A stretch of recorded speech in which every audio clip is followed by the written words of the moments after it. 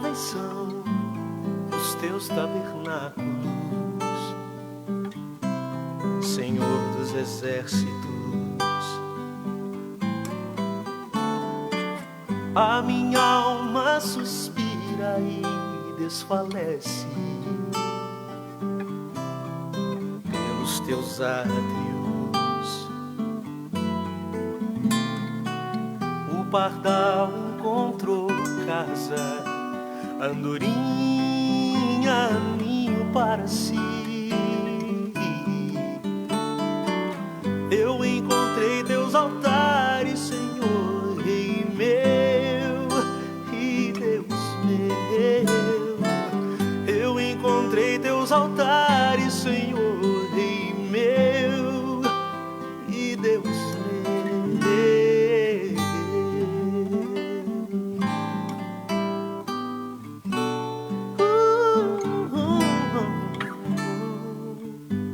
Bem-aventurados aqueles que habitam em tua casa, pois um só dia, Senhor, nos teus átrios vale mais que mil. Oh, o pardal encontrou casa, andorinha, ninho para si. Eu encontrei teus altares, Senhor, Rei meu e Deus meu. Eu encontrei teus altares, Senhor, Rei meu e Deus meu.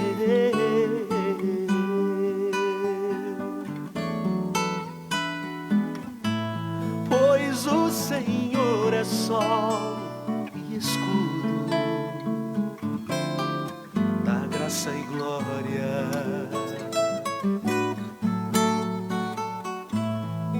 Não negará bem algum aos que vivem corretamente. Oh, pardal encontrou casa, andorinha, ninho para si. Eu encontrei teus altares, Senhor, Rei meu e Deus meu. Eu encontrei teus altares, Senhor, Rei meu e Deus meu. Eu encontrei teus altares, Senhor, Rei meu e Deus meu.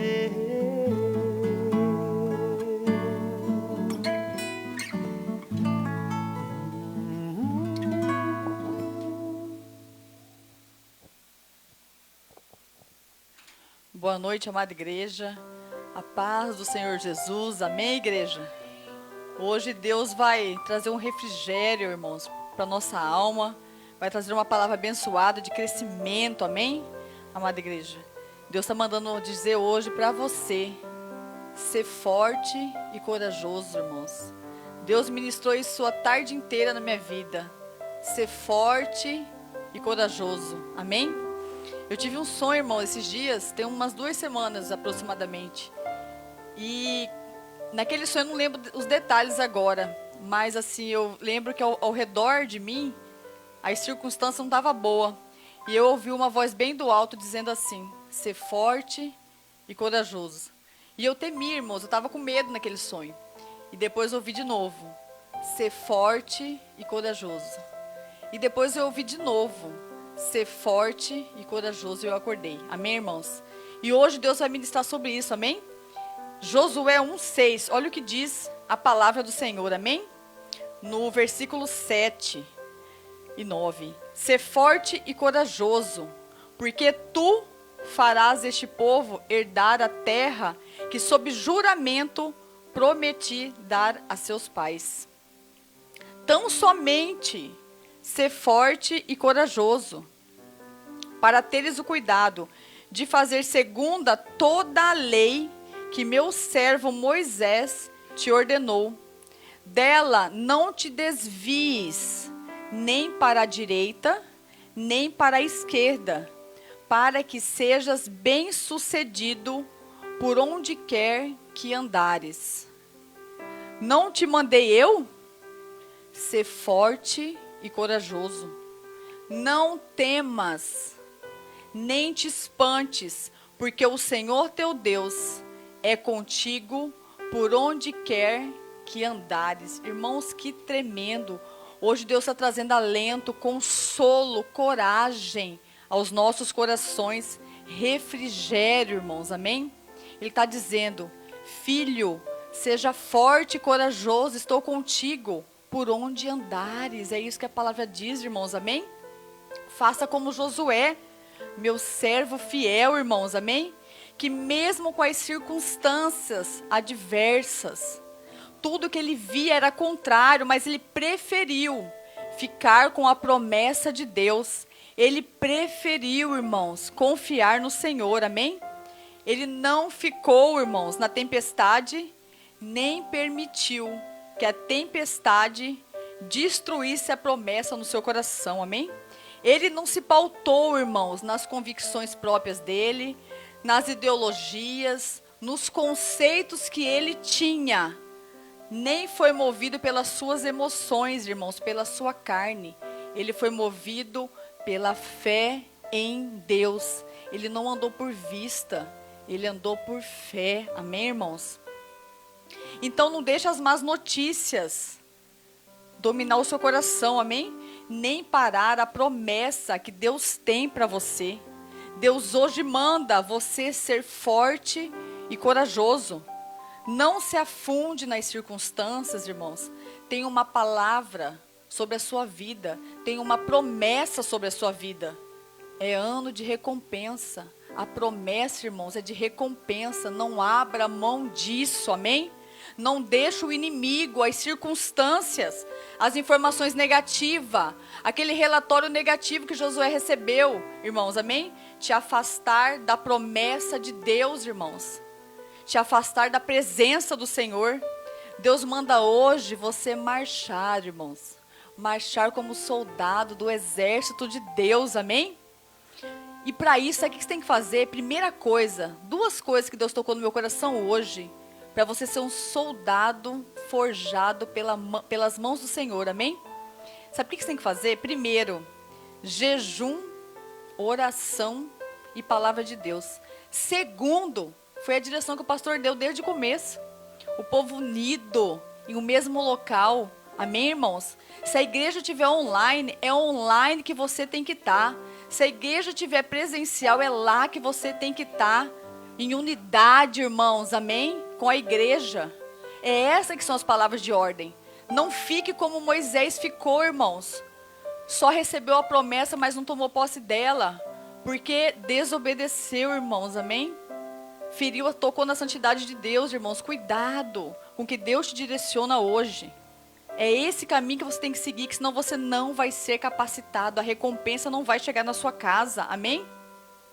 Deus está convocando a sua igreja. Amém? Quem tem ouvidos, ouça, irmãos. O que Deus tem falado desde o começo do ano. Amém? Sabe por que você está em casa?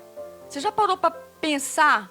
Por que eu estou tão em casa, eu não estou reunindo mais, eu não estou saindo mais? Você já parou para pensar? Hoje Deus falou para mim. Por que a gente está mais parado? Um pouco mais parado. Deus deu uma parada para os servos dele. Sabe para quê, irmãos? Para você se capacitar. Para você se habilitar nas coisas de Deus. Para você orar mais. Para você interceder. Para você jejuar. Para você se voltar ao Senhor, irmãos. Você pensa só. Se você assistir uma vez o culto por semana e eu assistir todos os dias, quem vai estar mais capacitado, irmãos? Quem vai estar mais cheio do Espírito Santo, irmãos? Aquele que busca mais a presença do Senhor, amém? Pensa só, Deus não chama, Ele não convoca exército despreparado. Você está sendo forjado. Se é ano de recompensa, entenda esta palavra. O tempo que você tem livre, o que você tem feito com Ele. Irmãos, no mundo natural, irmãos, a hierarquia é muito séria. Só os bons que vão, os bons soldados que vão para as grandes missões. Você acha que para o exército do Senhor isso é diferente, irmãos? É só os bons, os forjados, irmãos, que vão receber a recompensa, que vão chegar no exército do Senhor, vão ser alistados no exército do Senhor, amém? Soldado despreparado não entra no exército do Senhor, irmãos, amém? Então desperte hoje o que Deus tem para te falar, o que Deus tem para fazer na sua vida. Os dias são maus, irmãos, mas são nestes dias, irmãos, que nascem, são forjados os grandes soldados do Senhor, irmãos.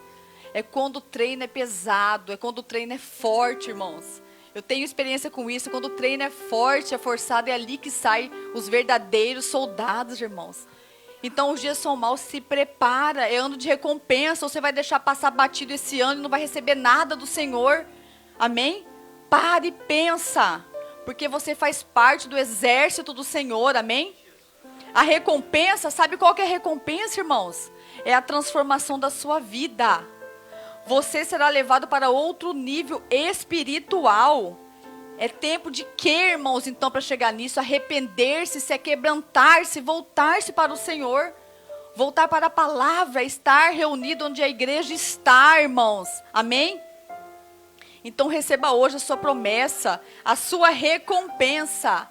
Não fique fora do aprisco do Senhor. Se o aprisco do Senhor hoje é você estar online, é aqui que você vai ter que estar, irmãos. Entenda, rompa nisso de uma vez por todas, amém?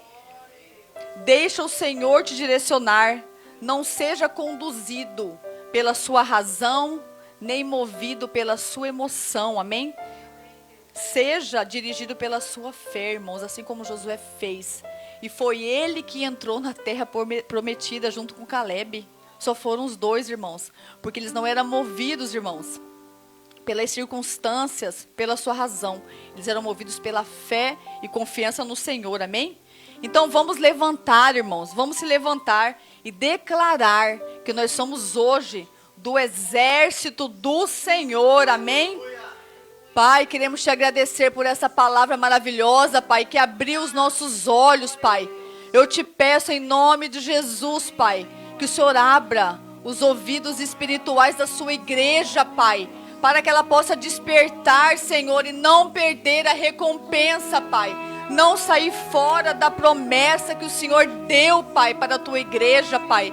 Venha nos direcionar, venha forjar o nosso caráter, venha nos transformar, Senhor.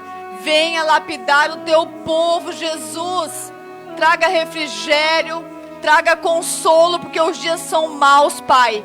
E nós precisamos ser sustentados por Ti, Pai. Nada vai, Pai, nos sustentar. Somente a sua mão forte, Jesus. Então venha, Senhor, cuidar do seu povo, Pai. Coloca todos no seu aprisco, Pai. Abra o entendimento, Deus, por favor, do teu povo. Que eles entendam, Pai, onde é o lugar deles, Pai.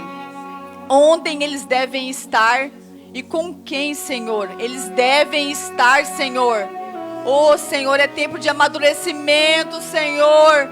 Oh, Senhor, forja o nosso coração, Pai. Enche, Pai, as nossas vidas de Ti, Pai, por favor. Venha, Espírito Santo, e venha nos encher de Ti todos os dias, Pai. Sem Ti não conseguimos viver um só dia neste lugar, Pai. Então capacita, habilita, treina o seu povo, Pai. Assim como o Senhor fez com Bezalel, Senhor. Capacitou, habilitou, trouxe conhecimento, inteligência para fazer tudo, Pai, conforme a Tua vontade, Pai. É assim que queremos ser forjados. Não queremos Te ajudar não, Pai.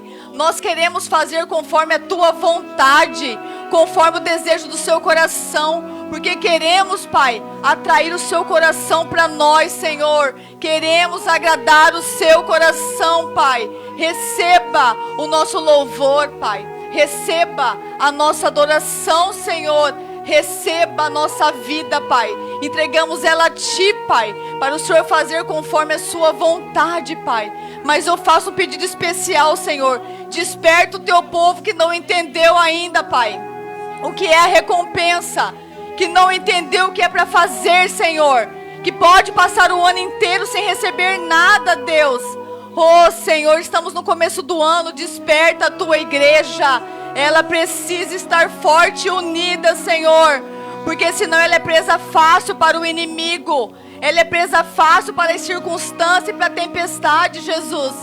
Cuida do teu povo, Pai, e tenha misericórdia em nome do Senhor Jesus, Pai. Aleluia, glória a Deus.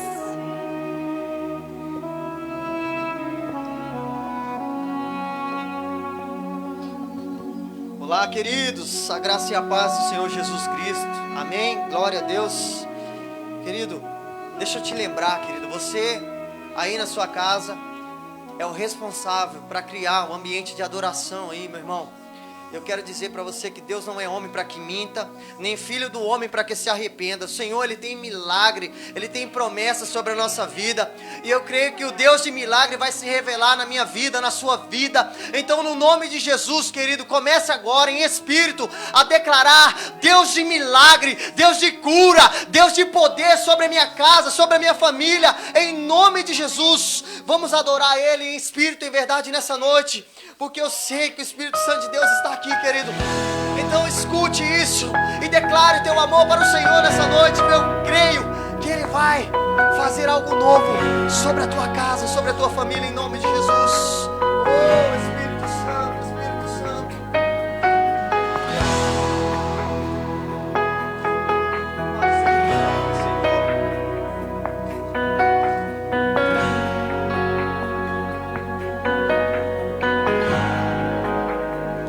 Estás aqui, movendo entre nós.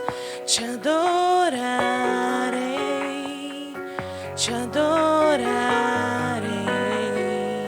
Estás aqui, mudando destinos. Te adorarei, te adorarei. Estás aqui, operando milagres. Te adorarei, te adorarei. Estás aqui, transformando nossas vidas. Te adorarei, te adorarei.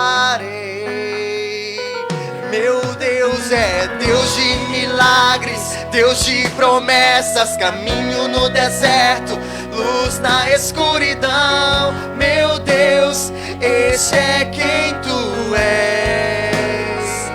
Meu Deus é Deus de milagres, Deus de promessas, caminho no deserto, luz na escuridão. Meu Deus, esse é quem tu és. Estás aqui, tocando os corações. Te adorarei, te adorarei. Estás aqui, curando multidões. Te adorarei, te adorarei. Estás aqui, restaurando os corações. Te adorarei, te adorarei. Estás aqui, transformando histórias. Te adorarei, te adorarei. Meu Deus é Deus de milagres, Deus de promessas, caminho no deserto, luz na escuridão. Meu Deus, esse é quem tu és. Meu Deus é Deus de milagres, Deus de promessas, caminho no deserto, luz na escuridão. Meu Deus, esse é quem tu és. enxuga as lágrimas, restaura os corações. Tu és a resposta, Jesus. Enxuga as lágrimas, restaura os corações. Tu és a resposta, Jesus. Meu Deus é Deus de milagres, Deus de promessas, caminho no deserto, luz na escuridão. Meu Deus, esse é quem tu és. Meu Deus é Deus de milagres, Deus de promessas, caminho no deserto, luz na escuridão. Meu Deus, esse é quem tu és. Deus de milagres, Deus de promessas, caminho no deserto, luz na escuridão. Esse é quem tu és. Meu Deus é Deus de milagres, Deus de promessas, caminho no deserto, luz na escuridão. Esse é quem tu és. Deus de milagres, Deus de promessas, caminho no deserto, luz na escuridão. Esse é quem tu és. Louvado seja o nome santo do Senhor. Esse é quem é Ele, Pai. Pai, muito obrigado por tudo, Pai, porque o Senhor até aqui tem nos dado vitória, Pai. O Senhor não tem permitido que muitas das nossas famílias da GE, Pai, tem, Pai, pegado essa Covid-19, essa variante. Oh, Pai, então, Pai, nos ajude. Com armas de fé, Oh, aleluia. e nada irá resistir enquanto adoramos.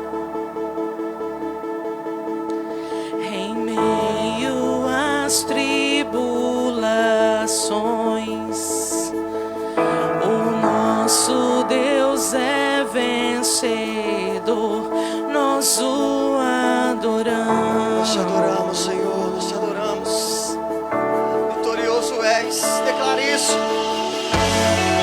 Vitorioso és, na tempestade estás.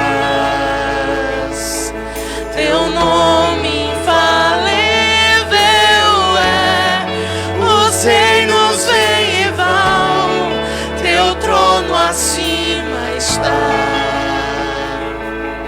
Teu nome imutável é, o inferno não prevaleceu. Nada vai prevalecer contra a glória de Deus. Oh, E nada irá me impedir, eu te adorarei.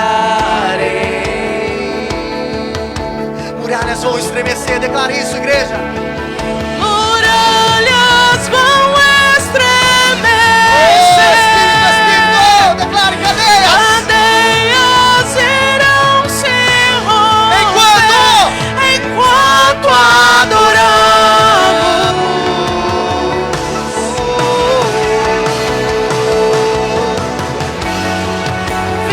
Vitorioso és, na tempestade estás.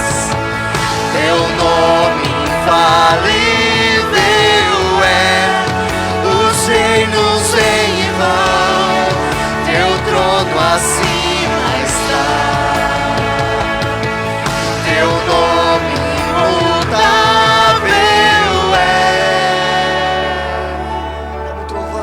Como um trovão, declare isso em nome de Jesus. Oh, xerecandalaba, xerelamaraj. Receba agora, querida, a unção e o poder. Como um trovão impetuoso, poderoso és, grandioso és, que vem ao céu, nós proclamamos poderoso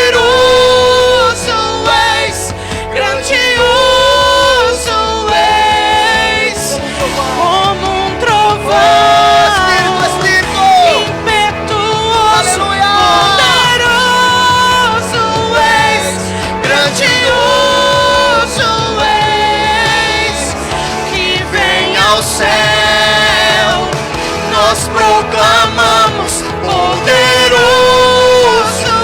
és, grandioso és, vitorioso és, na tempestade estás. Teu nome infalível é, os reinos vêm e vão, teu trono acima está. Teu nome imutável, como um trovão, impetuoso, poderoso és, grandioso. Que venha ao céu, nós proclamamos, poderoso és, grandioso és. Oh, que a vitória do Senhor chegue sobre a tua casa, que a vitória do Senhor chegue à tua vida, meu irmão. Eu creio que o Senhor Ele não vai permitir que esse convite chegue na tua família. Eu creio, eu posso ver você erguendo a bandeira da vitória, em nome de Jesus. Todo esse vento impetuoso, toda essa tempestade, ela vai passar, em nome de Jesus. Oh, como um trovão, Ele vai derramar a tua glória. Vitorioso és, na tempestade estás. Teu nome infalível é, os reinos vêm e vão, teu trono acima está. Teu nome imutável é, vitorioso és, na tempestade estás. Teu nome infalível é, os reinos vêm e vão, teu trono acima está. Teu nome imutável é. Louvado seja o nome santo do Senhor. Feche os seus olhos, queridos. Vamos orar agora em nome de Jesus, Pai. Vitorioso é sobre a nossa vida e nós cremos, Pai, que nós temos uma promessa e que o Senhor vai, Pai, fazer com que nós recebamos ela, Pai, no momento certo. Porque o problema, Pai, é que às vezes nós não recebemos a promessa porque nós não estamos preparados para receber. Então, no nome de Jesus, Pai, venha forjar o nosso caráter, venha ministrar aquilo que precisa ser ministrado em nossas vidas, Pai, em nossa família, em nosso meio, para que nós possamos enxergar o caminho. Pai, nos conduza, Pai, em direção à recompensa, porque o Senhor nos declarou nesse ano que a recompensa está onde a tua igreja está, e nós queremos estar aqui, Pai, nessa live hoje, te adorando, bendizendo o teu nome, porque nós cremos na tua palavra. Pai, em nome de Jesus, Pai, visita agora cada pessoa que está agora precisando, Pai, de uma cura, de um milagre ali no hospital, ou também às vezes na sua casa, ela não está se sentindo bem, Pai, mas eu peço, Pai, agora entra com a provisão sobre a vida dessa pessoa, Pai, em nome de Jesus, Pai, ministra em nossa vida aquilo que nós precisamos, não aquilo que queremos, Pai, em nome de Jesus, ministra, Pai, em cada um, Pai, e nos dê, Pai, sabedoria para lidar com essa situação todos os dias, em nome de Jesus, aleluia, glória a Deus, louvado seja o nome santo.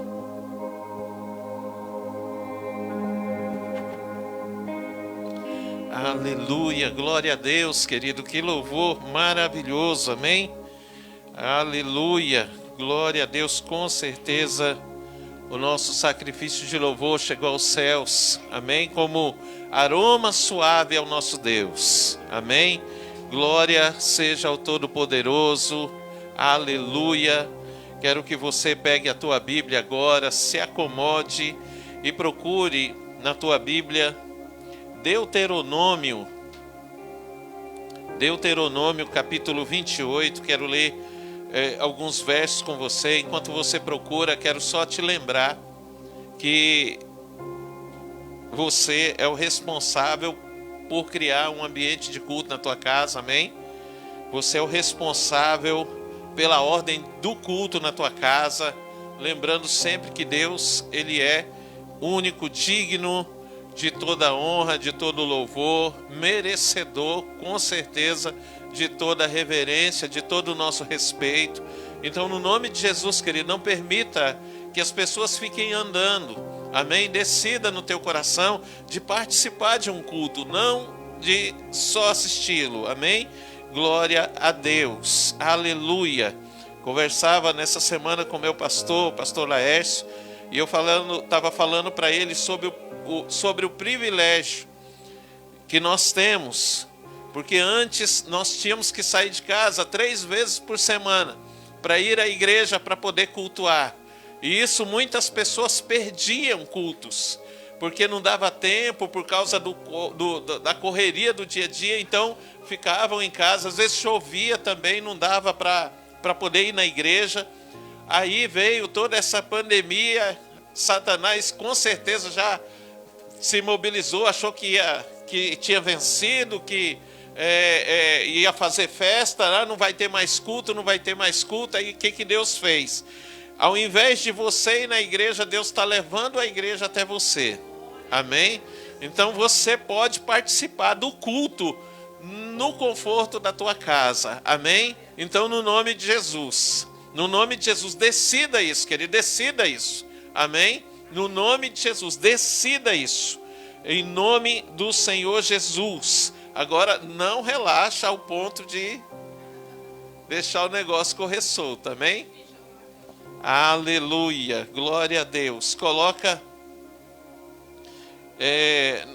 não participe do culto de pijama. Não é que Deus está olhando para você, querido, mas eu falo para minha esposa, meus filhos, você vê minha esposa aqui, meu Deus, eu fico olhando, fico mais apaixonado ainda por ela. Glória a Deus. Deuteronômio 28, amém? Glória a Deus, diz assim o verso 1: se vocês obedecerem fielmente ao Senhor,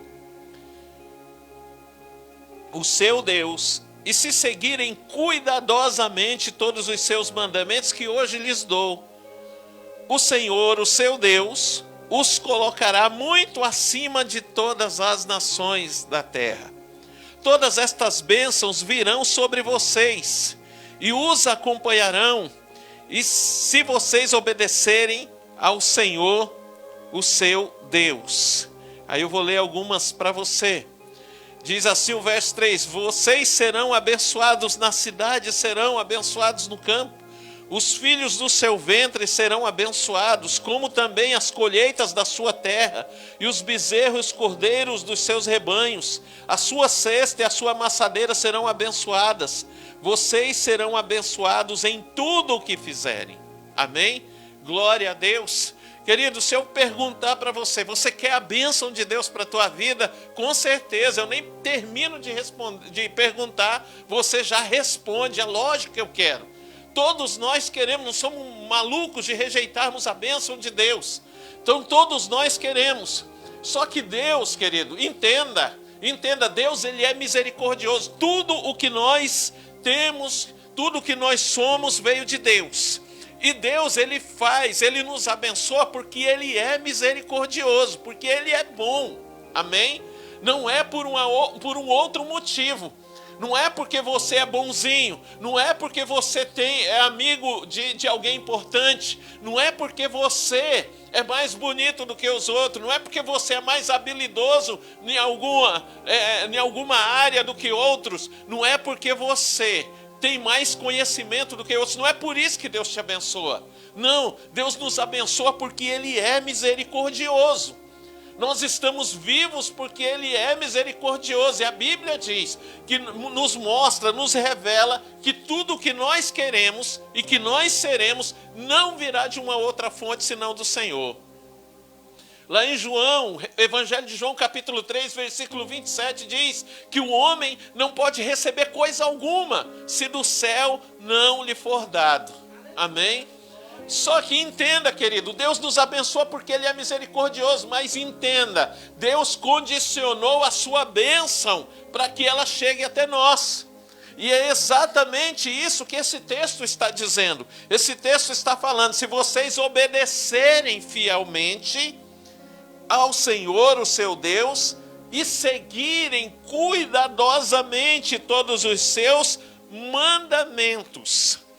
Entende? Obedecer fielmente ao Senhor e seguirem cuidadosamente os seus mandamentos. Então, Deus está condicionando a bênção dele nas nossas vidas com a nossa obediência a Ele.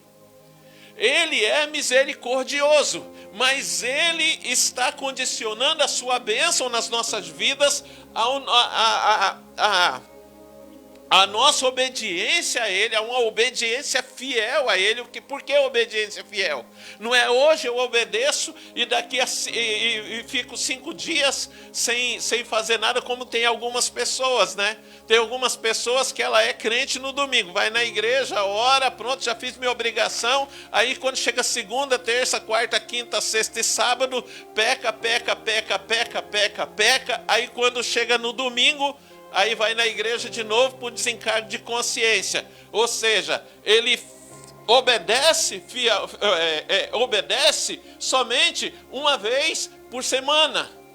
E não é isso que Deus quer. Deus quer que a gente seja obediente fielmente. Ou seja, todos os dias, de manhã, de tarde, à noite, de madrugada, aonde estivermos, com quem estivermos, Deus quer que a gente obedeça fielmente a Ele. E siga cuidadosamente de fazer conforme está escrito na sua palavra, os seus mandamentos. Amém? Então deixa eu te falar, querido, acerca de dízimos e de ofertas. Nós cremos nesse princípio, nós cremos que esse é um mandamento, nós cremos, querido, que a bênção financeira sobre as nossas vidas, Deus nos abençoa financeiramente porque Ele é misericordioso, mas a bênção financeira está condicionada a sermos fiéis nos dízimos e nas ofertas, porque é isso que diz a sua palavra, amém? Porque é isso que diz a sua palavra. Tem muita gente que diz, não, no Novo Testamento não tem a respeito de dízimo, não fala sobre dízimo. Querido, leia o capítulo 9, lá de 1 aos Coríntios. Capítulo 9 de 1 aos Coríntios, leia todo ele, releia, busque, pesquise, e você vai ver que Paulo está falando naquele capítulo inteiro, ele está falando a respeito de dízimos e de ofertas ali. Entende? Então, no nome de Jesus, o que é que Deus está dizendo? Olha, você quer ser abençoado financeiramente? Eu te abençoo porque eu sou misericordioso, mas existe um princípio, há um mandamento que você precisa obedecer para que essa bênção te alcance. E esse mandamento é dízimos e ofertas. Amém? Dízimos e ofertas. Dízimo é 10% de toda a tua renda. Amém? Você entrega. Querido, se alguém, como eu vejo muitos pedindo muito mais do que 10%, foge, chuta aquele laço. Amém? E se você vê em algum lugar escrito promoção, dízimo 5, chuta também que é laço que não vem de Deus. Amém? Então, no nome de Jesus, e o que passa dos 10% é oferta. Querido, ninguém vence Deus no dar. E quando nós somos fiéis ao Senhor, o que Deus faz? Ele nos dá o ponto, querido, de se a gente decidir que vai ficar com 10 e dar 90, ainda assim vai sobrar na nossa casa, de tão próspero que seremos. Amém? No nome do Senhor Jesus, você que tem dízimo, que tem oferta, que vai entregar de hoje até quinta-feira, prepare ou se prepare, nós vamos orar por você. Como que eu faço, pastor, para poder entregar os dízimos e as ofertas? Querido, você pode dizimar através fazendo uma transferência para a conta da igreja. Os dados estão na descrição da live, também está no QR Code. Você pode usar, tem a chave Pix também, você pode usar, amém? Se com tudo isso, querido, fica difícil para você, liga para nós, que juntos nós vamos achar a melhor solução, a melhor maneira de você ser fiel ao Senhor, de você obedecer a palavra de Deus. Amém? Você pode ter certeza, meu irmão, que dízimo e oferta nessa igreja não é para me enriquecer, não. tá bom? Não é para me enriquecer, não é para mim comprar casa, não é para mim comprar carro, não é para mim comprar fazenda. Amém ou não amém? Deus disse que nós vamos ter escola, nós vamos ter creche, mas não é para a gente cobrar de quem a gente vai ensinar. Amém? No nome do Senhor Jesus. Vamos orar, meu Deus, meu Pai. Você que vai dizimar, coloca a mão no teu coração. Se você não tem dízimo e oferta, mas quer dizimar, eu quero falar um negócio para você. Coloca a mão no teu coração, Deus vai te abençoar. Quinta-feira, Deus vai te dar. Você vai ter bênção e Deus vai te dar. Amém? Glória a Deus. Pai, nós louvamos o teu nome, Senhor. Te engrandecemos, ó Deus, porque é privilégio para nós chegarmos diante do teu altar, ó Deus, com oferta e com dízimo, porque se estamos trazendo, é porque é a prova, Senhor, de que a tua graça, de que a tua bênção tem nos alcançado, como nós acabamos de ler aqui na tua palavra.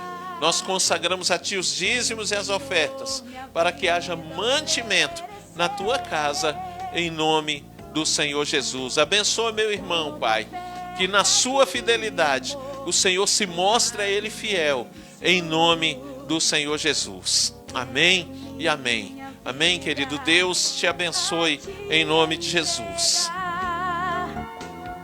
Com oferta viva em teu altar, pois pra te adorar foi que eu nasci. Aleluia, glória a Deus. Boa noite, igreja. A graça e a paz de Jesus seja com você na sua casa, amém? Que alegria estarmos aqui mais uma vez para aprendermos mais da palavra do Senhor, amém? A palavra do Senhor diz que todo aquele que tem sede seria saciado, que todo aquele que teria fome de Deus seria saciado. Então, se você hoje tem sede e fome de conhecer ao Senhor, Ele vai saciar a tua vida. Diga amém, diga glória a Deus, aleluia. Vamos orar. Paizinho querido, nós estamos aqui porque entendemos, Senhor, que o melhor lugar da face da terra é estar na tua presença, Senhor. Não há lugar melhor para estarmos, Senhor. E é por isso que nesse momento nós entregamos ao Senhor o nosso coração, a nossa vida, tudo aquilo que há em nós, nós apresentamos diante do Senhor, para que o Senhor mova, para que o Senhor faça, para que o Senhor nos molde, segundo o teu coração, Jesus. Oh, Pai, em nome de Jesus, toma a vida do meu irmão, toma a vida da minha irmã, abre os nossos entendimentos, Senhor, para que possamos entender aquilo que está no profundo, no escondido, Deus. Nós queremos ir mais além da onde já chegamos, queremos, Senhor, nos aprofundarmos mais ainda, Senhor, no conhecimento da tua glória. Que a igreja diga amém, que a igreja diga aleluia. Amém. Abra comigo a palavra do Senhor lá no livro de Apocalipse, no capítulo 20. Hoje nós vamos dar continuidade, nós estamos falando sobre o milênio, amém? Só que hoje nós vamos abrir um parêntese no assunto milênio. A gente vai estar falando um pouco sobre milênio, mas não de maneira específica sobre o milênio. A gente vai estar explicando alguns pontos, amém? São necessários para que possamos ter uma melhor compreensão de todo o contexto do milênio, amém? Apocalipse no capítulo 20 diz assim, então, a partir do versículo 1, então vi descer do céu um anjo que tinha a chave do abismo e uma grande cadeia na mão. Ele prendeu o dragão, a antiga serpente, que é o diabo e Satanás, e o amarrou por 1000 anos. Lançou-o no abismo, ali o encerrou e selou sobre ele, para que não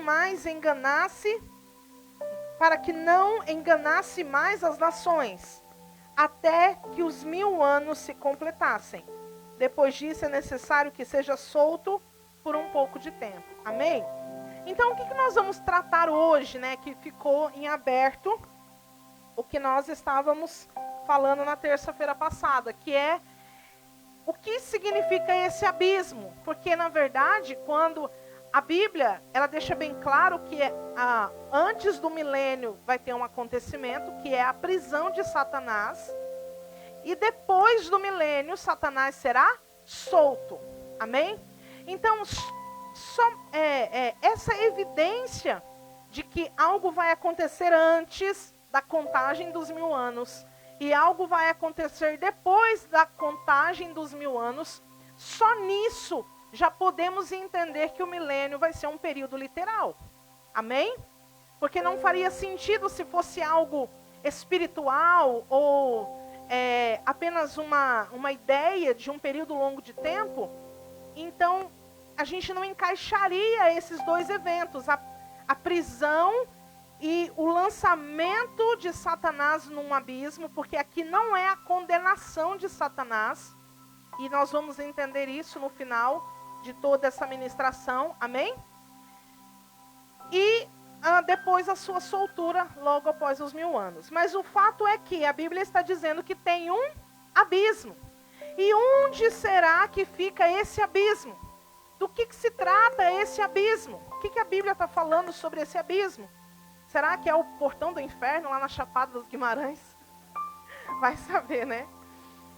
Mas o fato é que a Bíblia, ela fala por diversas vezes sobre esse abismo. Por exemplo, a quinta trombeta, quando ela vai ser revelada, quando ela vai ser tocada, lá em Apocalipse, no capítulo 9, no verso 17, vai dizer que se abriu o poço do abismo e saiu uma fumaça, e com essa fumaça saiu gafanhotos, que passaram a atormentar os homens, todos os homens que não tinham na sua testa o selo de Deus. A Bíblia vai dizer que eles serão atormentados por 5 meses, e o tormento será tão grande que eles vão pedir a morte, mas a Bíblia vai dizer que a morte fugirá deles. Mas o fato é que esses gafanhotos saem desse mesmo abismo. Estão entendendo? Também, quando vai abrir o 4º selo, lá em Apocalipse, no capítulo 6, do verso 7 ao 8, vai dizer o quê? Que abriu-se o 4º selo e viu-se o 4º cavaleiro. Né? Algumas versões vai trazer como um cavalo amarelo, mas na verdade no original o cavalo é esverdeado. E a Bíblia vai dizer então que a morte é o cavaleiro desse cavalo, e o inferno e a morte o seguem. E aí a Bíblia vai dizer o quê? Que essa palavra inferno, depois eu vou explicar bem certinho, ela está se referindo ao Hades. Depois a gente vai entender isso. Mas o fato é que esse cavaleiro, quando ele sai, ele também vem desse abismo, desse mesmo abismo. Estão compreendendo? Amém? E a Bíblia vai dizer que esse cavaleiro, ele receberá poder para matar a 4ª parte da terra, com a espada, com a fome, com a peste e com as feras da terra. Fala misericórdia. Então, mas o fato é que esse abismo, a Bíblia fala sobre ele, né? Então a gente pode entender que ele é real, ele existe. Amém? Glória a Deus. E aí nós falamos então de uma palavrinha muito conhecida, que é a palavra inferno, né? Mas será que o inferno é realmente aquela ideia que temos de um caldeirão, onde ele está queimando, e aí tem os capetinhas lá, com os garfinhos lá, fincando os outros, como os cuiabanos falam, tchutchando os outros? Será que realmente esse inferno é isso, né? De fato, quando a gente começa a estudar profundamente as Escrituras, a gente percebe que essa ideia é uma ideia mais da época da Grécia, né? Os filósofos ali, eles disseminaram muito essa ideia. Mas, biblicamente falando, esse inferno, ele existe, mas não desta maneira. Ele existe como uma outra maneira que nós vamos aprender hoje. Amém? Glória a Deus. E aí fica a pergunta. A pergunta é o seguinte: você sabe responder o que acontece quando alguém morre? O que acontece com aquela pessoa? Será que ela fica vagando, né? Como algumas pessoas falam, será que ela fica igual uma alma penada, vagando? Será que aquela pessoa vai já direto para o céu ou direto para o inferno? São questões, né? Ou será que aquela pessoa fica no esquecimento?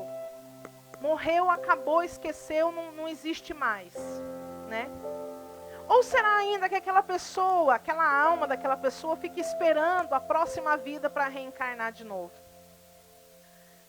São questões que as religiões tentam responder, mas que a palavra de Deus nos traz uma resposta muito clara e hoje vai nos trazer um certo consolo acerca destas coisas. Amém? Até porque estamos vivendo dias onde estamos ouvindo notícias de muitas mortes. E o fato é, meus irmãos, que nós estamos tendo um tempo para definir as nossas vidas. Amém? Porque depois da morte não há mais o que ser definido.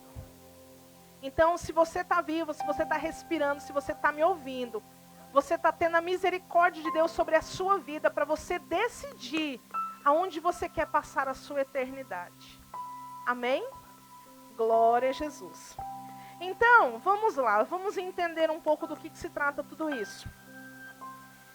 Eu vou apresentar para vocês uma visão, que é uma visão muito conhecida no meio de muitas igrejas, né, até evangélicas. É a visão dos adventistas, dos testemunhas de Jeová. Muitos da cristã do Brasil acreditam nessa visão, né, que é a visão do aniquilacionismo. Nossa, pastora, o que significa isso? Essa visão vem da ideia de que o homem, ele é um só, ou seja, ele é um ser holístico. Ele é composto de alma e corpo, e essas duas coisas, alma e corpo, elas não se dividem. Elas são apenas uma. Então, por isso que eles chamam de o homem é um ser holístico, porque ele é apenas um. Ou também eles usam uma outra nomenclatura que é o monismo, né? O monismo é aquele que acredita que é apenas uma essência apenas, não há divisão entre alma e corpo. Então, com essa ideia, o que eles falam? Eles dizem o seguinte, que a partir do momento que a pessoa morre, então, como a Bíblia, por diversas vezes, trata a morte como um sono, mas que, na verdade, é uma forma de eufemismo. O que quer dizer isso? Sabe aquela coisa assim, da gente não ter uma palavra mais branda para dizer algo forte, né? Então, a Bíblia usa essa palavra sono para se referir à morte. Mas é nesse sentido, entende? Usar uma palavra mais branda para falar algo forte. Então, como a Bíblia, por diversas vezes, trata a morte como um sono, então eles dizem o seguinte, olha, o homem é apenas a alma compõe o corpo, então quando a pessoa morre, ela vai para a sepultura.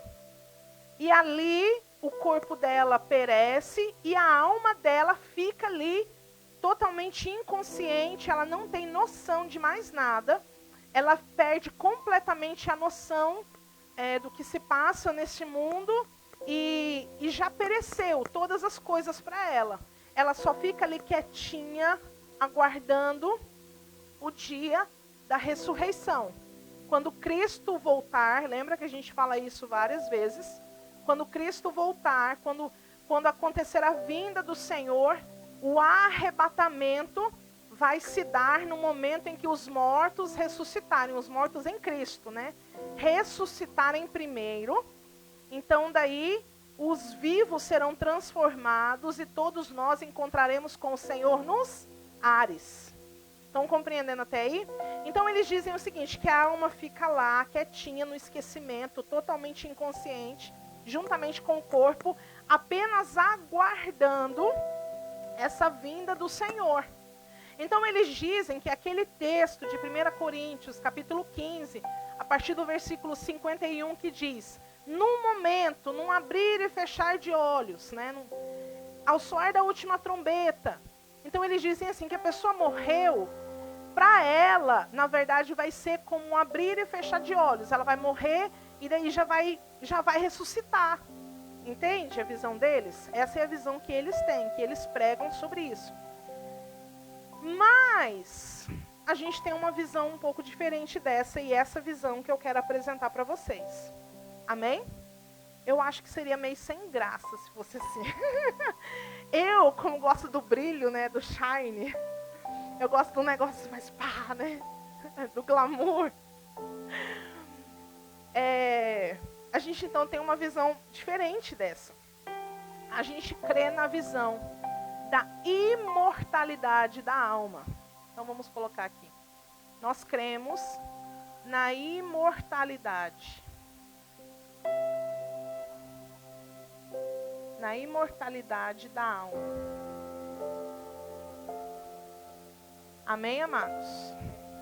Glória a Deus. Primeiramente, nós vamos explicar que nós não cremos no monismo. Nós cremos no dualismo. Na verdade, dentro do dualismo, ele se divide em dois aspectos. Uns são dicotomistas, que creem que o homem é só alma e corpo, ou espírito e corpo. Mas nós somos tricotomistas. Pastora, o que é isso? Você vai fazer tricô agora aqui, em plena terça-feira, 8h30 da noite. Não, gente, vou até escrever aqui. Tricotomistas. Tricotomia, né? Tricotomia. Que significa o homem em 3 dimensões. O homem em 3 dimensões. Amém? Ou seja, nós cremos que o homem é espírito, alma e corpo.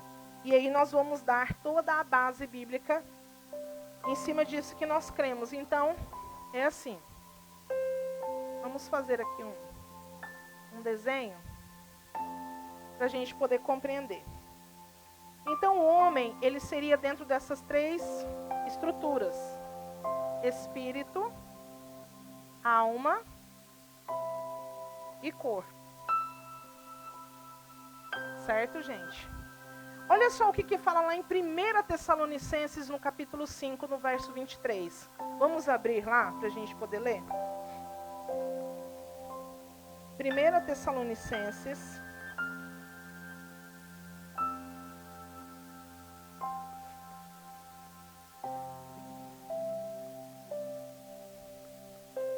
Capítulo 5. Quem achou vai dizendo amém.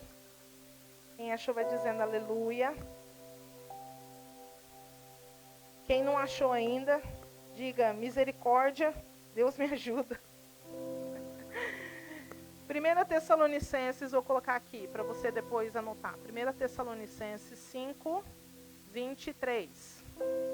Diz assim: o mesmo Deus de paz vos santifique completamente. Olha só.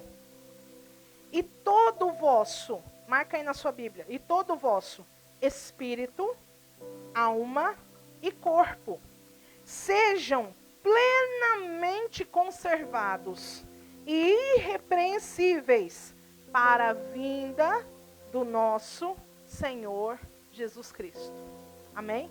Então, só com esse versículo a gente já tem toda a base disso que eu estou falando para você nessa noite. Mas tem mais bases bíblicas? Tem. Hebreus, capítulo 4, verso 12. Hebreus, capítulo 4, versículo 12, fala o quê? Que a palavra de Deus, ela é viva e eficaz, mais penetrante do que uma espada de 2 gumes. Não é de 2 legumes, não, é de 2 gumes. Capaz de penetrar e dividir espírito de alma, junta de medula. Entende? Então, isso também já é uma prova de que o homem ele tem toda essa estrutura. Quando a palavra de Deus diz, o Senhor, Gênesis, façamos o homem à nossa imagem e à nossa semelhança. Tem tudo a ver com isso.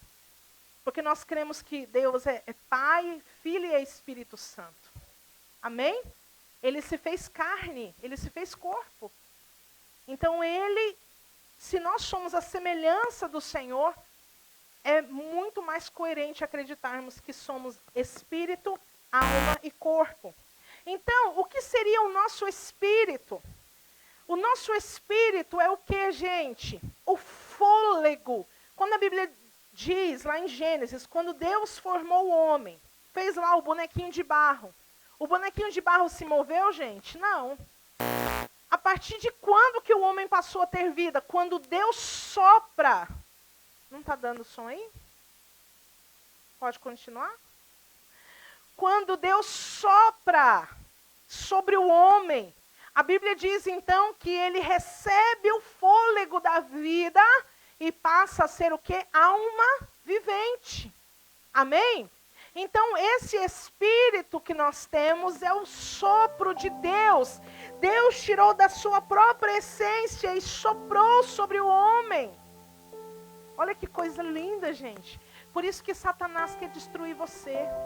Por isso que Satanás luta constantemente para te destruir. Porque há o sopro de Deus na sua vida. Há o fôlego de Deus em você. Que coisa tremenda, maravilhosa isso. Então esse Espírito é esse sopro de Deus nas nossas vidas. Amém? Por isso que a palavra de Deus diz lá em Romanos 8,16. Romanos 8,16. Diz o quê? Que o mesmo Espírito, qual o Espírito? O Espírito Santo. Ele testifica com o nosso espírito de que somos filhos de Deus. Então o que significa isso? Que esse Espírito aqui, gente, ó, é o que entra em comunhão com Deus. Comunhão com Deus. Quando Deus fala, Ele fala com o nosso espírito. Amém? Ele fala ao nosso espírito. Então, o que acontece? Por isso que nós precisamos aceitar Jesus como nosso Senhor e Salvador das nossas vidas. Por quê? Porque sem Jesus, o nosso espírito está o quê? Morto. Então, não há conexão com o Espírito de Deus. Mas quando nós abrimos a nossa boca e dizemos, Senhor Jesus, eu te aceito como Senhor e Salvador da minha vida, perdoa os meus pecados, o que acontece?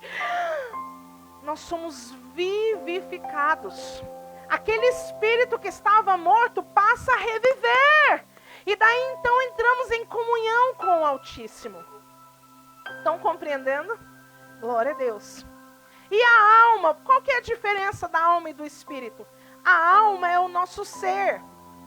E na alma reside os nossos sentimentos. Na alma reside o nosso intelecto. E na alma reside a nossa vontade. Tá, gente? Na alma reside todas estas coisas. Intelecto, vontade e sentimentos. E aí o nosso corpo, o que é o nosso corpo? A nossa natureza humana. A nossa natureza.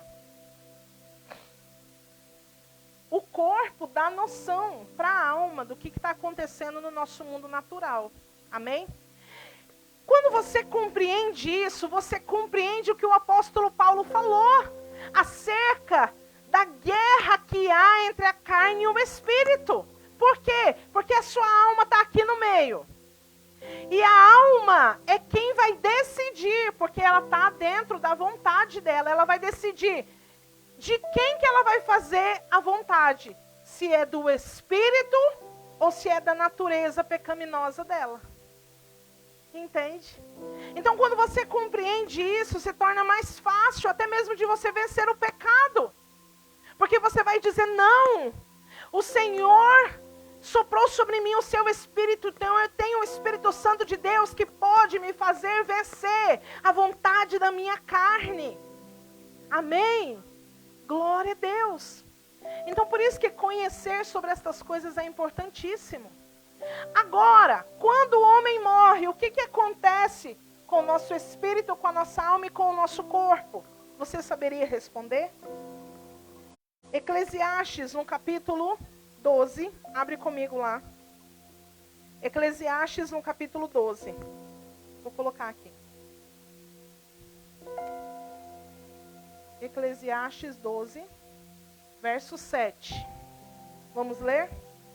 Diz: E o pó volte à terra como era, e o espírito volte a Deus que o deu. Então esse versículo, a gente não vai ler todo o capítulo, mas está falando sobre isso, sobre nós lembrarmos do nosso Criador enquanto temos vida, amém? Porque quando chegar a nossa morte, não há mais o que se decidir.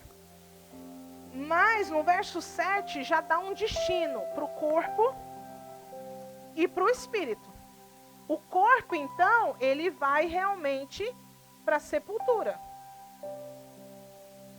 Ele vai para o pó. Certo? O espírito, a Bíblia está dizendo que volta para Deus. Porque foi Deus que o deu. E a alma? O que vai acontecer com a alma? Será que vai ficar por aí vagando? Puxando seu pé de noite, de madrugada lá? Fala misericórdia. E a alma? Não, tá aqui. Vamos então descobrir o que vai acontecer com a alma.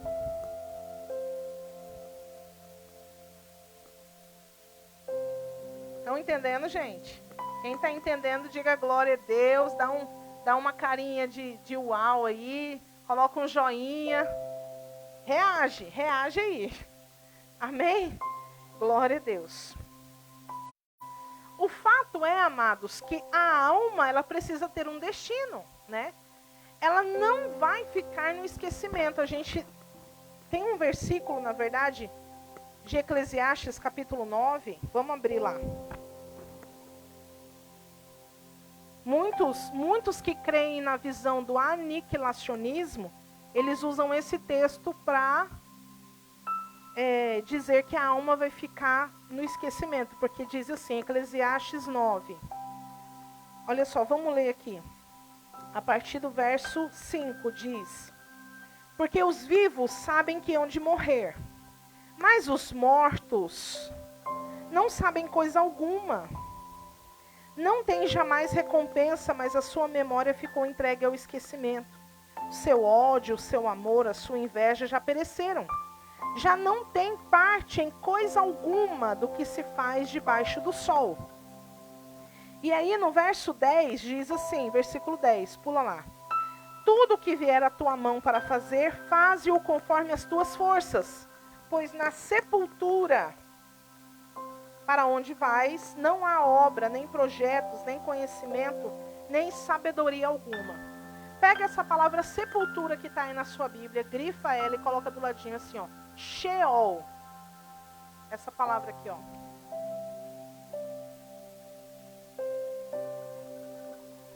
E aí eu já vou explicar essa palavra aí. Amém? Aí eles pegam esse texto e falam, tá vendo? Olha aqui, tá falando que não vai existir mais nada depois que morrer e tal. Não, gente, não é isso que o texto está dizendo.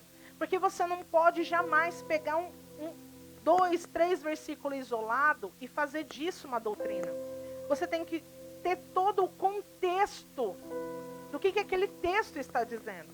E se você ler todo o contexto, você vai perceber que o assunto do texto é que depois que a pessoa morre, ela perde a comunhão com quem está vivo.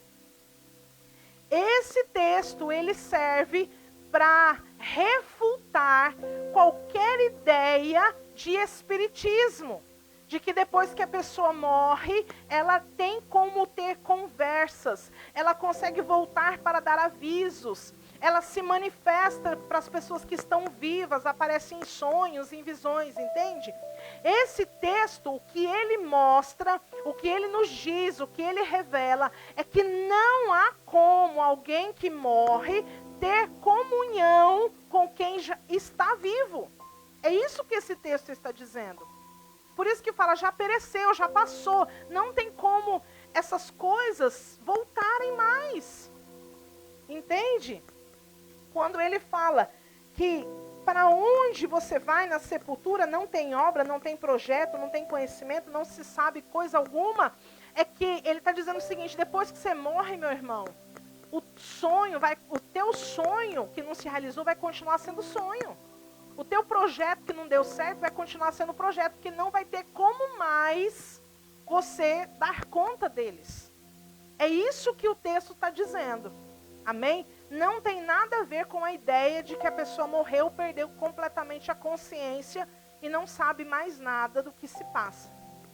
Estão entendendo? Glória a Deus. Mas o fato é que apareceu uma palavrinha aí chamada Sheol, né? E na verdade, o que acontece? Essa palavra, ela vem do hebraico.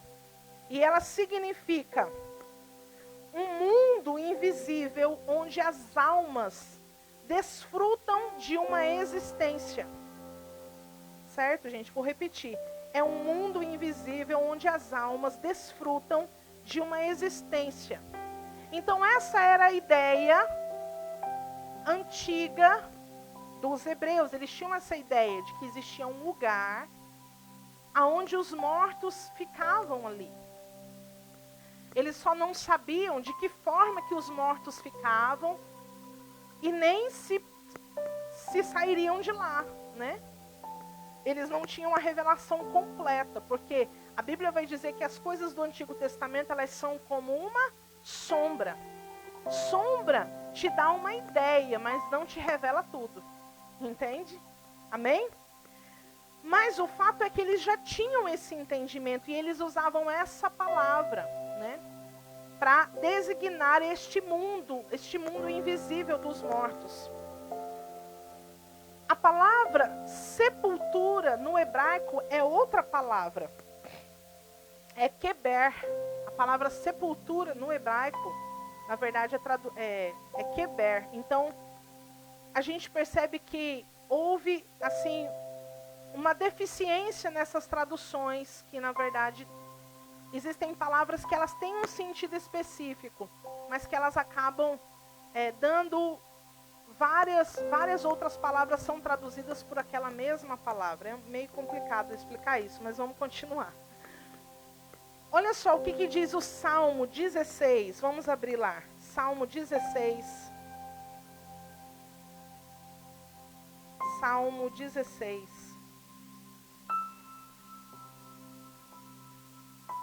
No verso 8 vai dizer assim: tenho posto o Senhor continuamente diante de mim, porque Ele está à minha direita, não serei abalado. Portanto, está alegre o meu coração e se regozija a minha língua. Também a minha carne repousará segura. Olha só o que está falando aqui, gente. Porque não deixarás a minha alma no inferno. Grifa de novo essa palavra é a mesma Sheol. Estão entendendo? Porque não deixarás a minha alma no Sheol, nem permitirás que o teu santo veja a corrupção. Tu me farás ver a vereda da vida, na tua presença me encherá de alegria, com delícias perpétuas à tua direita. Aleluia. Então, o fato é que este lugar existia, mas não era um lugar permanente. Entende? Era um lugar apenas temporário. Por quê? Porque eles acreditavam que de alguma forma Deus iria livrá-los daquela situação de estar ali naquele ambiente dos mortos.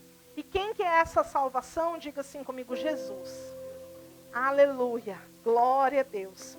Amados, o fato é que essa palavra, quando ela foi traduzida para o grego, ela foi traduzida pela palavra Hades, ou Hades, né? Algumas pessoas falam Hades. Esse aqui é o hebraico. É o hebraico. E esse aqui é o grego.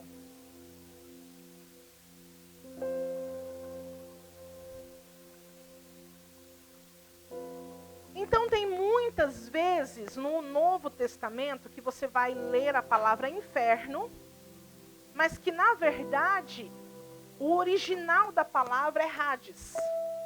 E se o original da palavra é Hades, ela tem o mesmo sentido de Sheol, um mundo dos mortos. Vou colocar aqui para você entender. Esse é o sentido dessas duas palavras. O mundo dos mortos. Estão compreendendo agora? Glória a Deus. Porque na verdade a palavra inferno, ela não é grega, ela é da origem latina. E ela significa lugares inferiores. Então por isso que quando houve a Septuaginta, que foi a tradução do hebraico para o grego, houve essa interpretação, né? Então aí eles, todas as vezes que encontravam a palavra Sheol, traduziam como Hades, e o Hades se tornou traduzido por inferno. Estão compreendendo? Glória a Deus. Olha só, no Novo Testamento foi traduzido 11 vezes a palavra Hades por inferno. 11 vezes pela palavra inferno. Três vezes pela palavra morte. Essa palavra aqui, Hades, eu estou falando, tá? 3 vezes pela palavra morte. 1 vez pela palavra além. E mais 1 vez pela palavra tártaro. E esse aí, depois eu vou explicar. 1 vez pela palavra tártaro. Que está lá em 2 Pedro, capítulo 2, versículo 4. Depois você lê lá. Tá? Vamos lá então para a revelação que Jesus nos dá sobre esse Hades. Lucas capítulo 16. Glória a Deus. Lucas capítulo 16, vai ficar tudo claro para você hoje. Amém? Glória a Jesus.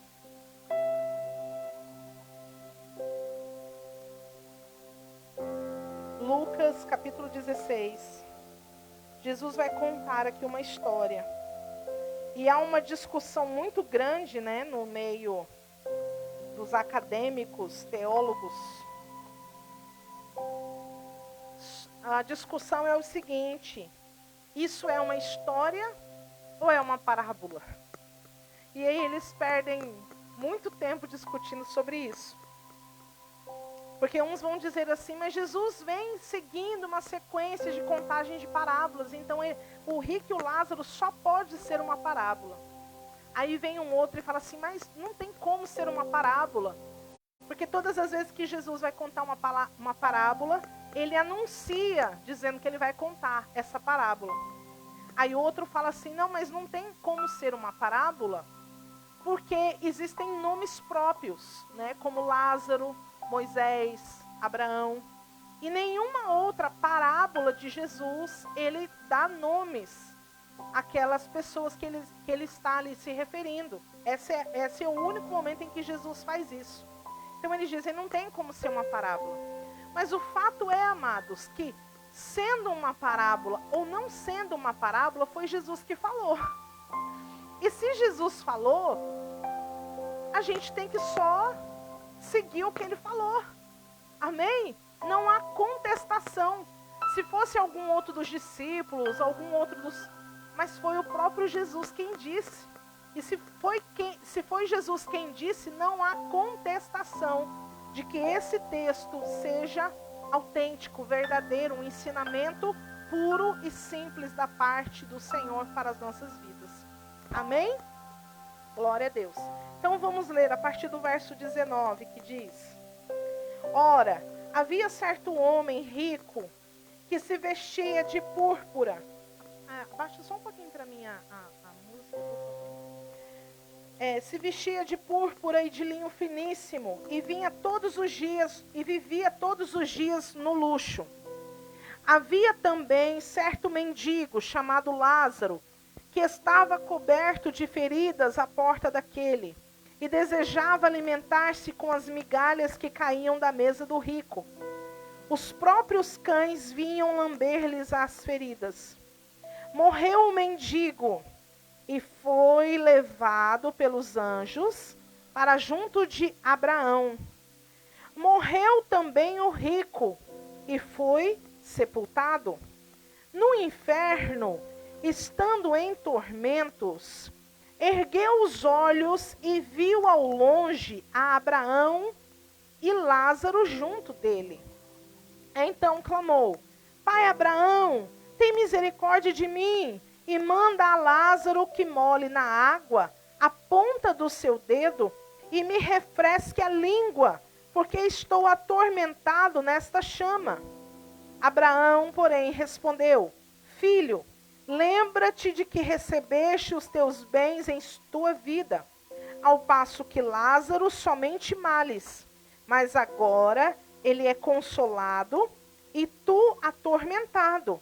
Além disso, tem um grande abismo. Tem o que, igreja? Um grande abismo entre nós e vós, de modo que os que quiserem passar daqui para vós não poderiam, nem os de lá passar para cá.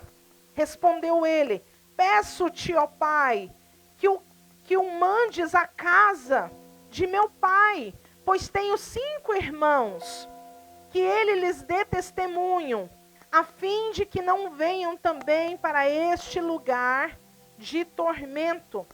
Disse-lhe Abraão: tem Moisés e os profetas, ouçam-nos. Disse o rico: Não, pai Abraão, mas se algum dos mortos fosse ter com eles, se arrependeriam. Respondeu Abraão: Se não ouvem a Moisés e aos profetas, tampouco acreditarão ainda que algum dos mortos volte à vida. Diga glória a Deus por essa palavra. Aleluia. Então Jesus aqui, ele nos dá o total esclarecimento do que seja esse Hades, do que seja esse mundo dos mortos. Vamos desenhar ele aqui, para ficar claro para a gente? Deixa eu apagar aqui. Vamos desenhar, gente. É aquela história, se não entendeu, vamos pro desenho. Então é o seguinte.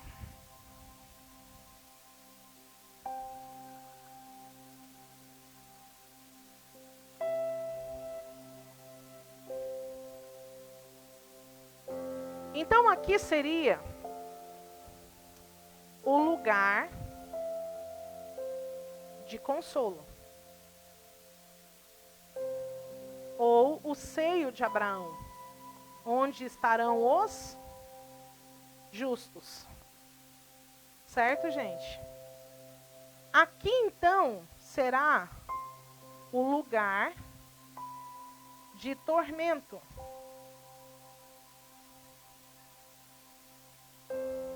Onde estarão os ímpios.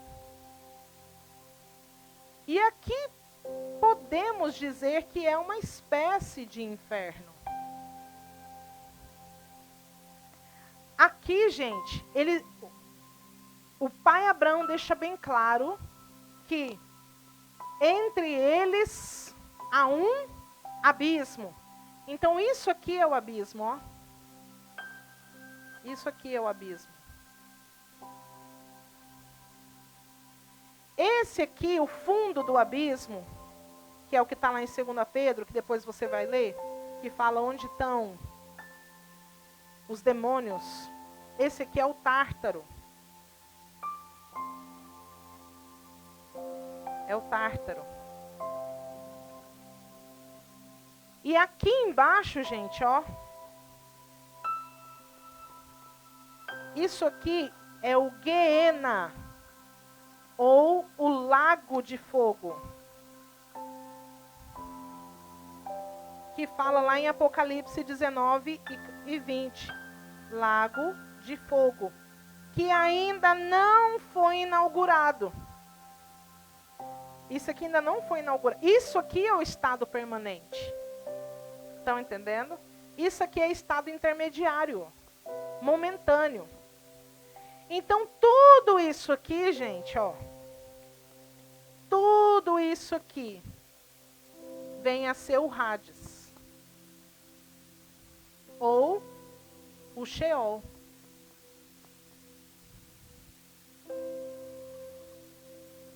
Estão compreendendo agora? Então, a alma, o corpo volta para o pó. O espírito volta para Deus. A alma vem parar aqui. E aí, a alma do justo, que é aquele que está na presença de Deus, como nós lemos lá no Salmo, aquele que está na presença de Deus, ela vem para o lugar de consolo, que é o seio de Abraão. Deixa eu colocar aqui, que eu esqueci de colocar.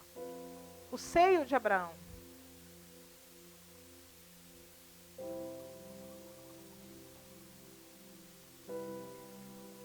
E aquele que viveu a sua vida dissolutamente, como diz aqui que o rico vivia. É tão interessante, Jesus, ele é tão interessante, né? Que antes dele contar essa história do rico e do Lázaro, lá no capítulo 12, volta um pouquinho em sua Bíblia. No capítulo 12, Jesus vai contar a parábola do rico insensato. E aí, nessa parábola de Lucas 12, no verso 17 vai dizer, então ele pensava, o rico insensato pensava, consigo mesmo dizendo, que farei? Não tenho onde guardar os meus frutos. E disse, farei isto, derrubarei os meus celeiros, construirei outros maiores, ali guardarei todo o meu produto e todos os meus bens. Então direi à minha alma, alma, tens guardado muitos bens para muitos anos, descansa, come, bebe, alegre-se. Então Jesus já havia contado uma parábola sobre um rico insensato, onde tinha vivido a sua vida de maneira dissoluta, de maneira a bel prazer, sem se preocupar com o amanhã. E aí, olha só que interessante.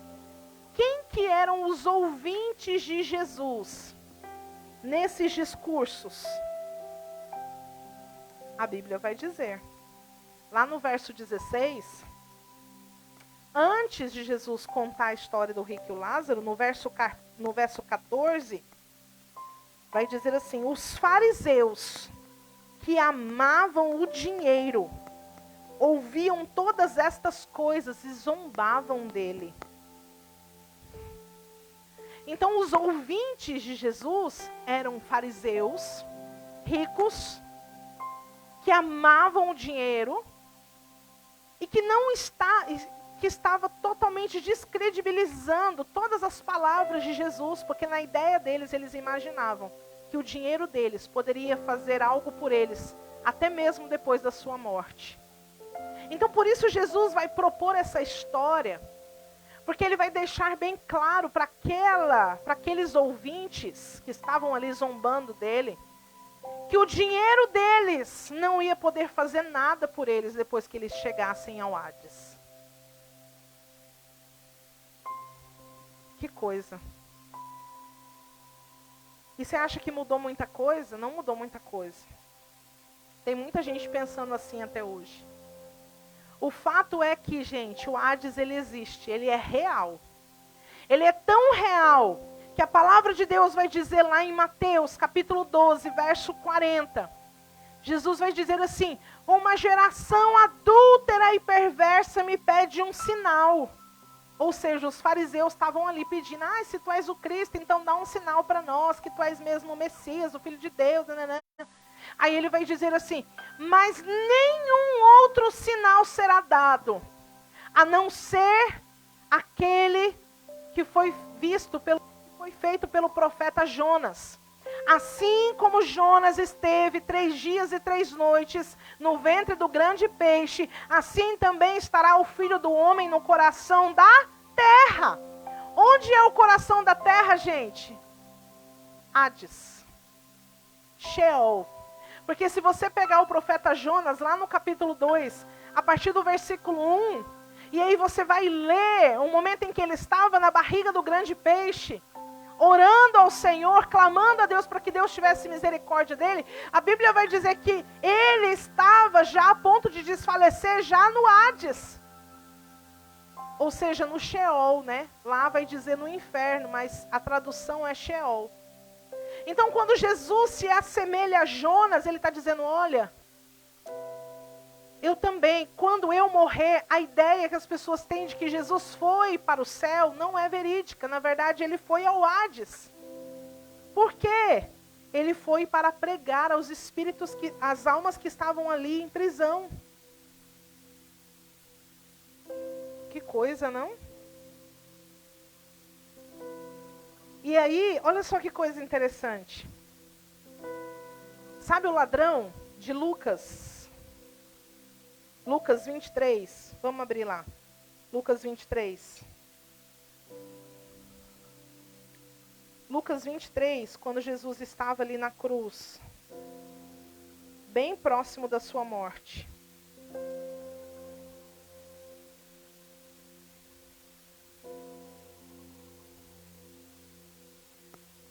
Lucas 23 vai dizer assim, verso 42.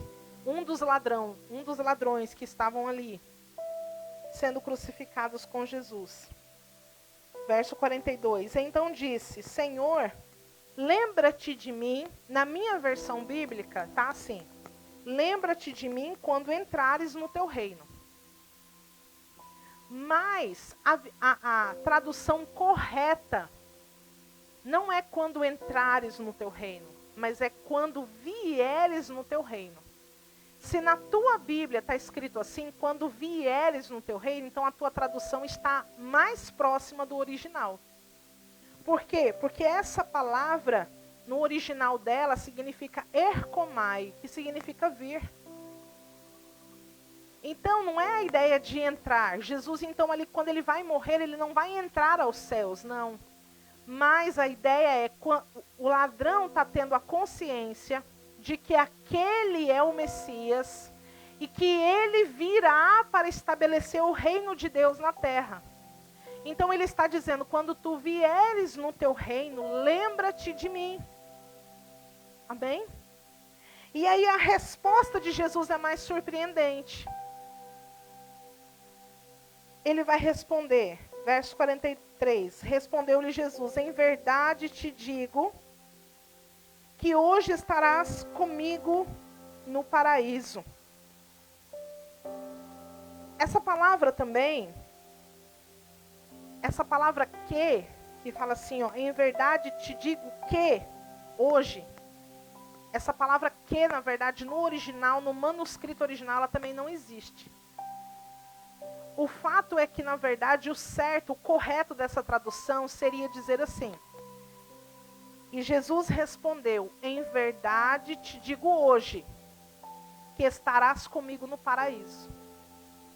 Por quê? Porque daí realmente faz sentido. Por quê? Porque quando Jesus morre, ele não vai ao paraíso.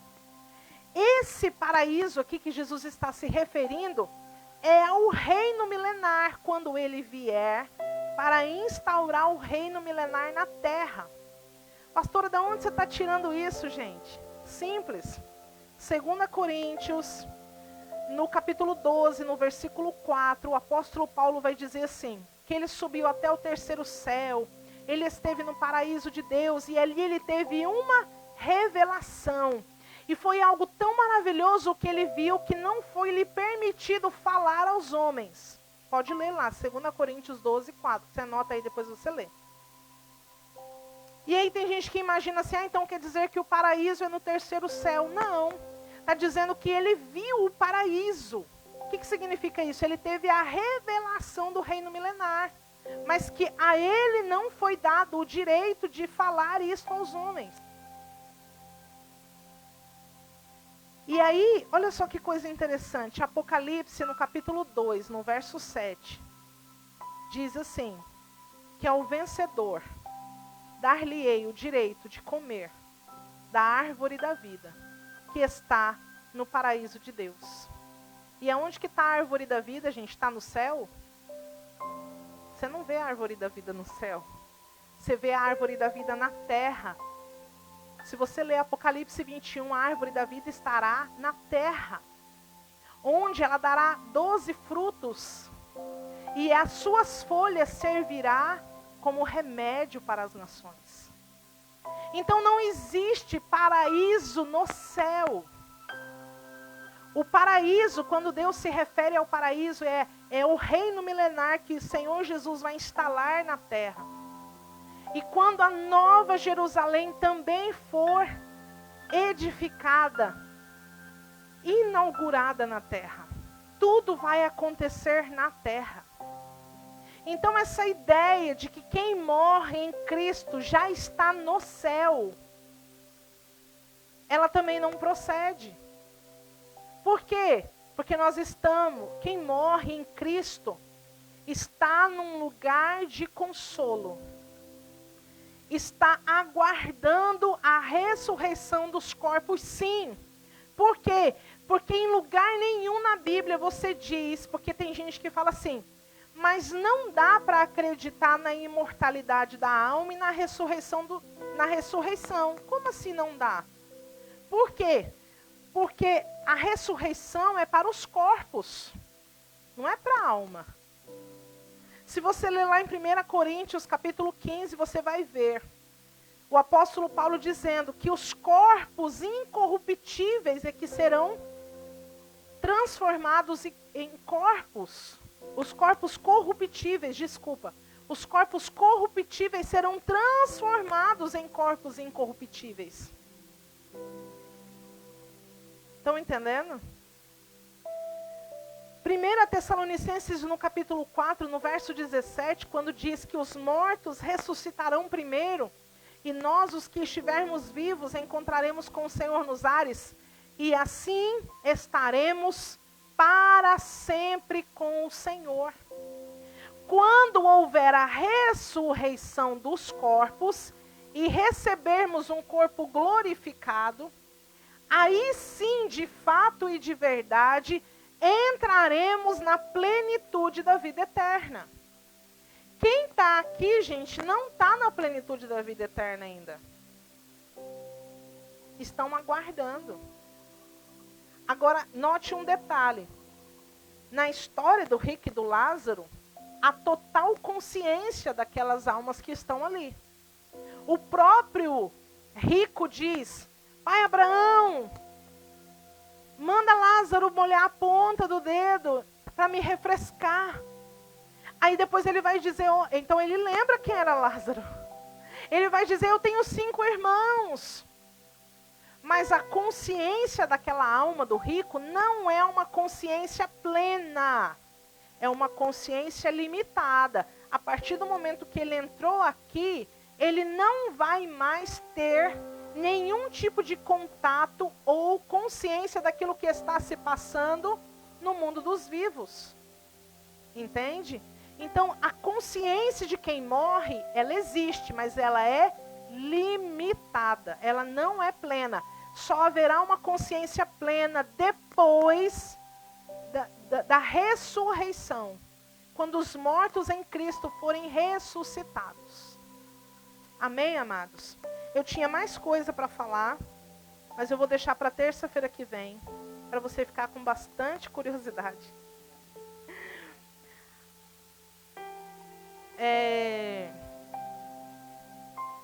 Eu vou fazer o seguinte, eu vou falar do Tártaro na próxima terça-feira.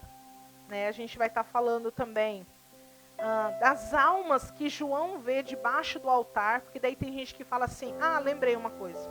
Tem gente que fala assim, que quando Jesus morreu e foi no Hades, Então ele levou o cativo ao cativeiro, ou seja, ele pegou todo mundo que estava aqui e levou para o terceiro céu, que é o paraíso que está no céu. Então eles dizem que depois disso, todo aquele que morre em Jesus já está no paraíso. Mas a gente vai trazer aqui as respostas para isso. Será que é assim mesmo? Né? Então a gente vai estar falando sobre isso na terça-feira que vem. Amém? Glória a Deus. Aleluia. Vamos orar então? Glória a Deus. Amém. O fato é, amados, deixa eu só deixar um versículo para você aqui, para a gente poder encerrar. Mateus, capítulo 16, verso 18. Vamos ler lá. Só para a gente poder encerrar essa parte. Mateus, capítulo 16.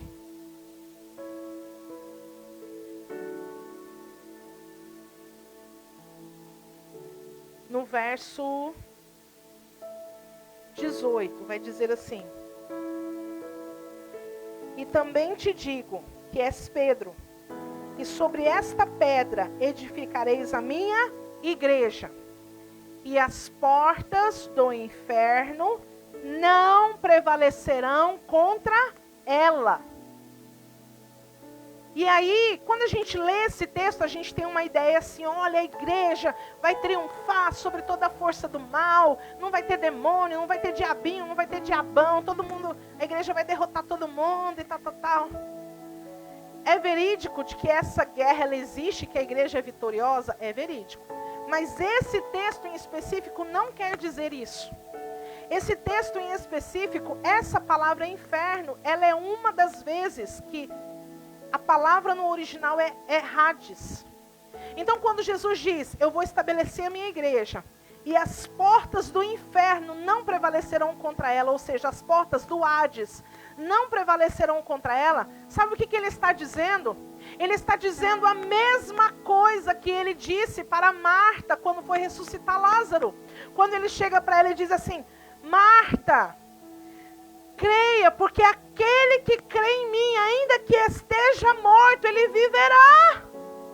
Quando Jesus diz que as portas do inferno não vão prevalecer contra a igreja, ele está dizendo assim: aquele que crer em Jesus, aquele que crer em mim, ainda que ele morra, o Hades não vai ter o poder de ficar segurando ele lá, porque vai chegar o dia que eu vou voltar e eu vou chamar aqueles que estão no Hades e eles ressuscitarão e as portas do inferno não poderão segurá-los. É isso que ele está dizendo. Amém? Que poderosa essa palavra. Na verdade, quando a gente lê lá Lucas, né, e a gente vê toda a parábola, a história que Jesus está falando do rico e o Lázaro, eu tive um entendimento de que, na verdade, Jesus estava anunciando ali para aqueles fariseus o seguinte: olha, daqui um tempo eu vou ressuscitar um homem chamado Lázaro. Mas ainda que eu ressuscite alguém, vocês vão ter dificuldade de crer em mim, que eu sou o Messias. Porque o coração de vocês vai estar no dinheiro. A ressurreição de Lázaro foi um milagre messiânico. Ou seja, existiam milagres que, de acordo com as Escrituras, só o Messias poderia fazer. E as Escrituras anunciavam esses milagres para que quando ele chegasse e fizesse esses milagres, as pessoas pudessem crer que ele era o Messias. Lázaro era um desses. Por quê? Porque se acreditava que quando a pessoa morria, dava-se um desconto de 3 dias. Durante 3 dias, qualquer pessoa que tivesse uma intimidade maior com Deus, que fosse um coração justo, puro, poderia orar e pedir que Deus ressuscitasse aquela pessoa e Deus poderia fazer. Mas se dizia que depois do 4º dia seria impossível. Depois do 4º dia se dizia que somente o Messias poderia fazer um milagre dessa forma. Então quando Jesus espera, depois que Lázaro morre, dá 4 dias, propositalmente ele espera. Para quê? Porque ele quer anunciar a si mesmo como o Messias, para toda aquela multidão que está ali. Mas assim como ele acabou de falar na parábola ali do rico e do Lázaro, ainda que ressuscite alguém dos mortos, vocês não vão crer, porque o coração de vocês está no dinheiro. O Deus de vocês é o dinheiro, é as riquezas. Mas hoje, nessa noite, Deus está levantando um povo que vai crer em Jesus acima de todas as coisas, que vai crer que Jesus é o Messias, que Ele é o enviado de Deus para nos dar a salvação, para nos trazer vitórias sobre a morte. E foi tragada a morte.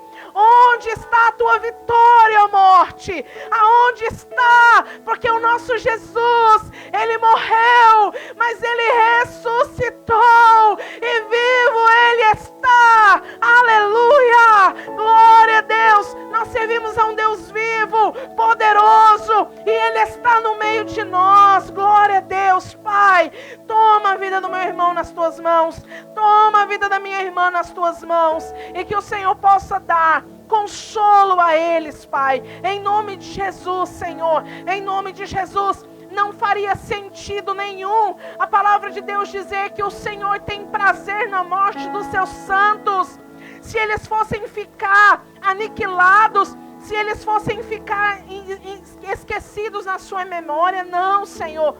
Quando nós morremos, nós vamos sim para um lugar de consolo, onde o Senhor estará ali, ministrando nos nossos corações.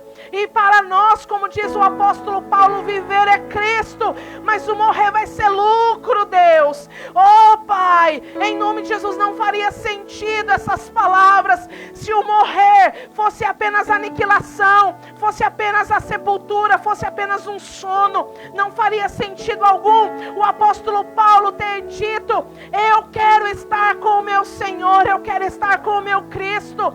Oh, meu Deus, aviva os corações, aviva, Senhor. E eu te peço, Deus, oh Senhor, esses dias estão sendo definidos tantos destinos, Senhor. Tantas pessoas, meu Deus, estão diante do vale da decisão. Meu Pai, dá para elas o discernimento delas crerem em Jesus como Senhor e Salvador de suas almas, Deus, para que elas possam receber de Ti, Pai, oh Jesus, o consolo para a sua alma, e que elas possam estar no grupo daqueles que irão ressuscitar no último dia, em nome de Jesus, em nome de Jesus, aleluia, Senhor.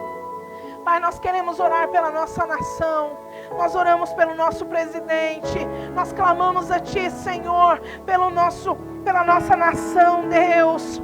Pai, tem misericórdia do Teu povo, Senhor. Traga arrependimento, Deus, nessa nação, Deus. Todos os pecados que Te ofenderam, Pai, todas as iniquidades que têm sido cometidas nessa nação.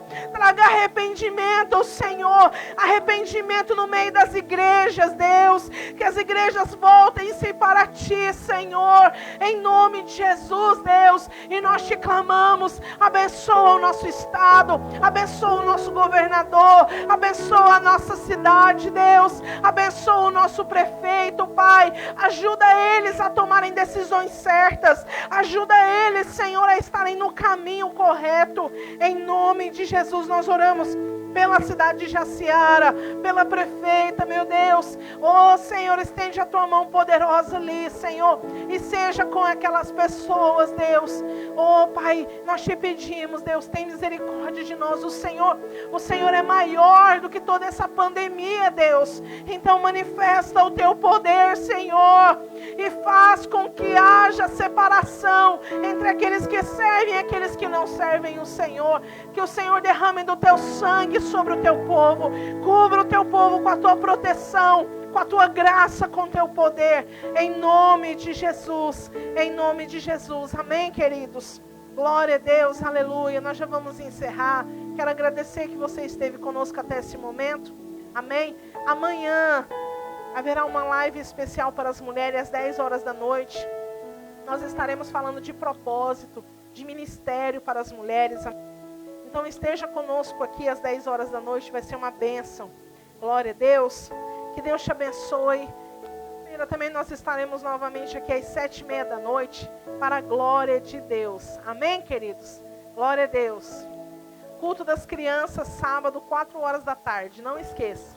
Amém? Deus te abençoe. Que o grande amor de Deus, que a graça do nosso Senhor Jesus Cristo e as doces consolações do Espírito Santo seja com você e toda a sua família. E que Ele te dê a paz. Em nome de Jesus. Amém. Glória a Deus.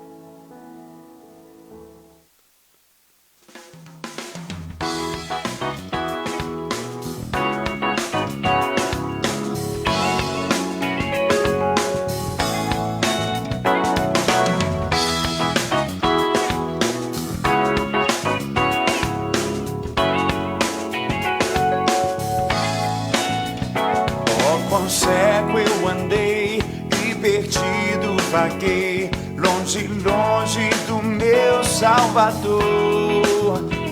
Mas da glória desceu e seu sangue verteu pra salvar o tão pobre pecador. Foi na cruz, onde um dia eu vi meus pecados